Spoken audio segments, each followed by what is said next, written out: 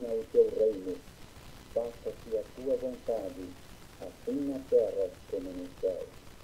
O pão nosso de cada dia dá-nos hoje, e perdoa-nos as nossas dívidas, assim como nós temos perdoado aos nossos devedores.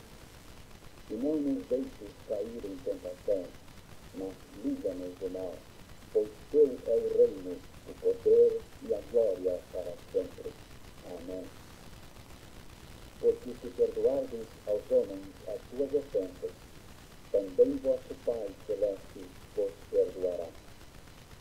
Se, porém, não perdoardes aos homens as suas ofensas, tampouco vosso Pai vos perdoará as vossas ofensas.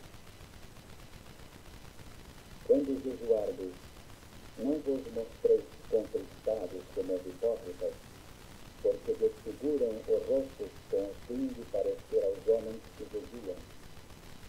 Em verdade vos digo que eles já receberam a recompensa.